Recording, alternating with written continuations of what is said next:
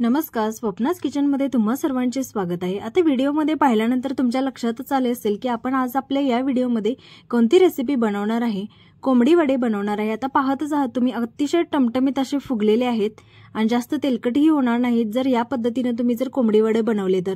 अतिशय सोपी रेसिपी आहे जी मी तुमच्याबरोबर या व्हिडिओतून शेअर करत आहे। व्हिडिओ तुम्हाला आवडले असल्यास व्हिडिओला नक्की लाईक करा, शेअर करा आणि कमेंट करायला विसरू नका आणि अशाच सिंपल रेसिपींसाठी आपल्या चॅनलला नक्की सबस्क्राइब करा। चला तर मग रेसिपीला सुरुवात करूया। आता इथं वाटीने मी माप घेतलेला आहे, वाटीने मोजून आता पीठ घेणार आहे। आता याच वाटीने मी 4 वाटी इथं कोंबडी वड्याचं पीठ घेतलेलं आहे। आता या भाजणीचं रेसिपी मी ऑलरेडी शेअर केलेली आहे, त्याची लिंक मी डिस्क्रिप्शन मध्ये देणारही आहे, तुम्ही तिथे जाऊन नक्की चेक करू शकता भाजणी कशा पद्धतीने बनवलेली आहे। अतिशय सोपी आहे, सगळ्या धान्यांचा याच्यामध्ये समावेश आहे, त्यामुळे अतिशय चविष्ट बनतात। आता 4 वाटी पिठासाठी मी इथं 2 चमचे मीठ घेतलेलं आहे, तुम्ही तुमच्या चवीनुसार आवडीनुसार कमी जास्त प्रमाण करू शकता। आता याच्यामध्ये आपण रंग येण्यासाठी हळद वापरलेली आहे, अगदी अर्धा चमचा आपण इथं हळद वापरलेली आहे। हळद आणि मीठ आपल्याला पिठामध्ये मिक्स करून घ्यायचं आहे। आता याच्यामध्ये आपल्याला मेन जे वापरायचं आहे साहित्य ते म्हणजे 1 कांदा मीडियम साईजचा आणि 4 चमचे गूळ घेतलेला आहे किसून, आणि हे गूळ आणि कांदा आहे ते मिक्सरमध्ये अगदी बारीक पेस्ट करून घ्यायची आणि ती पिठामध्ये मिक्स करायची। आता हे वापरल्यामुळे काय होणार आहे, गुळामुळे रंगही खूप सुंदर येतो वड्यांना आणि कांदा वापरल्यामुळे वडे अगदी टमटमीत असे फुगले जातात आणि खुसखुशीत होतात, म्हणजे जास्त तेलही त्याच्यामध्ये ॲब्सॉर्ब होत नाही, वरनं चविष्टही बनतातच आणि फुगायलाही मदत होते वडे। आता इथं पाण्याचा वापर आपण गरम पाणी उकळून घेणार आहे। आता ज्या वाटीने आपण पीठ मोजून घेतलेलं आहे त्याच वाटीने आपण इथं पाणी मोजून घेत आहे। आता 4 वाटी पिठासाठी इथं मी 2 वाटी पाणी उकळून घेणार आहे।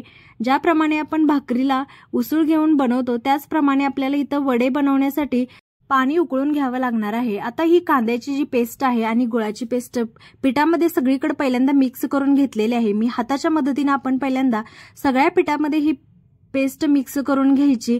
आता तुम्ही पाहिलंच आहे, आपण 1 मीडियम साईजचा कांदा घेतलेला आहे आणि 4 चमचे गुळाचा वापर केलेला आहे।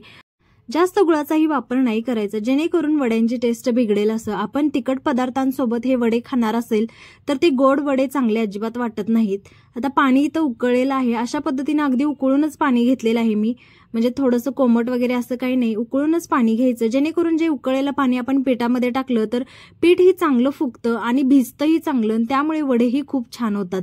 म्हणून आपण इथं ज्याप्रमाणे भाकरीला उकळून घेतो पाणी त्याचप्रमाणे इथं उकळून घेतलेलं आहे आणि पिठामध्ये थोडं थोडं ऍड करत जायचं। आता पाणी गरम असल्यामुळे इथे मी चमच्याचा वापर केलेला आहे, हाताला चटके बसणार नाहीत याची काळजी आपल्याला घ्यायची आहे, म्हणून चमच्यानेच मिक्स करत जायचं। आता एवढं पाणी आपल्याला ते सगळंच वापरावं लागणार आहे। 4 वाटी पिठासाठी 2 वाटी पाणी उकळलेलं आपल्याला वापरावं लागणार आहे। अशा पद्धतीने आता मी थोडं थोडं मिक्स करत आहे आणि इथं आपण हाताने आधीच डायरेक्ट मळणार नाही, पहिल्यांदा तर चमच्याने सगळं मिक्स करून घ्यायचं। थोडंसं थंड झालं की नंतर आपण इथं हाताचा वापर करून मिक्स करून घेणार आहे।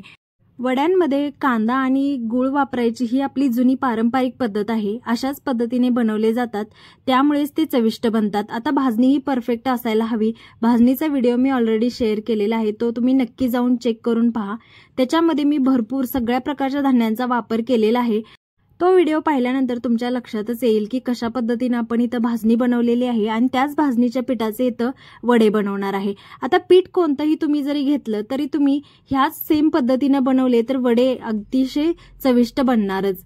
आता इथं आपण मळून घेतलेलं आहे पीठ। आता 2 वाटी पाणी लागूनही परत मला अर्धी वाटी पाणी इथं लागलेलं आहे, नंतर मी थंड पाण्याचाच वापर केलेला आहे। ज्याप्रमाणे भाकरीचे पीठ मळण्यासाठी परत थंड पाण्याचा वापर करतो त्याचप्रमाणे इथं वड्याचं पीठ मळण्यासाठी परत मी अर्धा वाटी थंड पाण्याचा वापर केलेला आहे।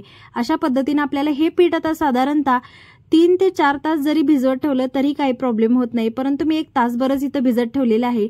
जोपर्यंत चिकन माझं बनवून होत नाही तोपर्यंत इथं मी पीठ भिजवत ठेवलेलं आहे। जेवढं जास्त पीठ भिजेल तेवढं जास्त मुरतं पीठ आणि त्यामुळे वडेही छान होतात। म्हणून इथं पीठ मुरण्यासाठी जास्तीत जास्त 4 ते 5 तास जरी लागले तरी काही प्रॉब्लेम होत नाही। त्यावेळेस मात्र थोडंसं घट्टसर असं पीठ मळून ठेवायचं, जेणेकरून नंतर आपल्याला वडे थापताना काही प्रॉब्लेम व्हायला नको। आता इथं मी थोडा तेलाचा हात लावून अशा पद्धतीने मर्दून घेतलेला आहे, तुम्ही पाहिलंच आहे व्हिडिओमध्ये।